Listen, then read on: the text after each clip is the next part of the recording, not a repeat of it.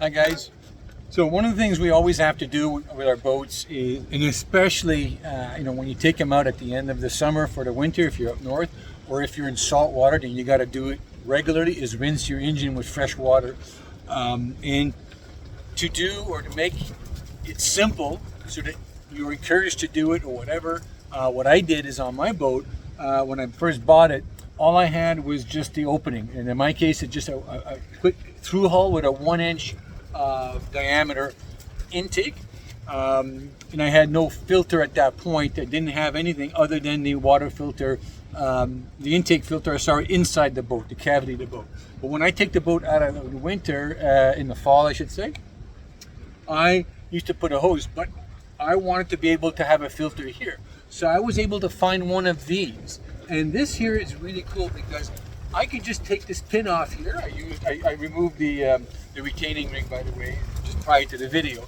And now I can open this and I can actually put my 1/2-inch hose. I use a plastic see-through hose with one end jammed inside of here, and then the other end about a 3-foot length or 4-foot length inside a bucket of water with fresh water, with a freshwater hose in the bucket. And then I start the engine and I can let it run as long as I want. I usually let it run a good 20 minutes with fresh water. Now, my boat's already in fresh water.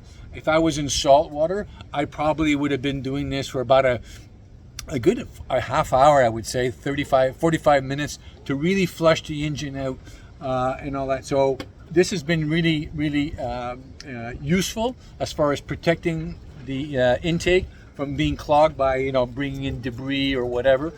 But also, I can just take this off, put my hose in there, makes the process of flushing the engine much easier. Now, some boats, a lot of them have just a hole like mine used to have. Some of them already have a grill, if you will, or a filter that looks something like this here. And it's actually fixed to the through hull. You can't remove it. And if that was my case, to be honest with you, I would have removed the through hull completely to put one that was either flush and then add one of these, or add one of these. So this is the same thing, but as you can see, it's added aftermarket. So you would actually put it there. The advantage is that I can actually unscrew it and then put my hose and flush it. But if you can find one of these, it's on a hinge. This is bronze, so I've had it for I think 11 years now, or brass I should say. It's really, really worked well, made everything easy.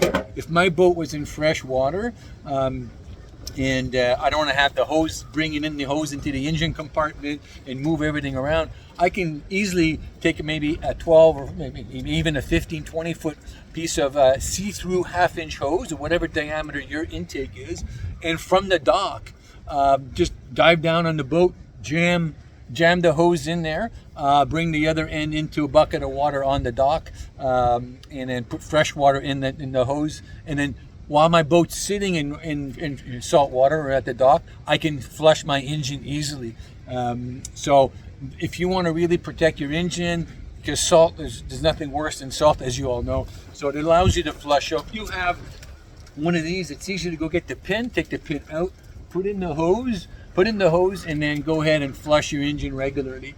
So that's my take on that. If you don't have one of these, or if you have one of these, or if you have one that's fixed, it might be worth it for you to change the through hull to one that will allow you to have a protective filter that you can easily either remove, but I prefer one that you can actually take a pin out and open it at will.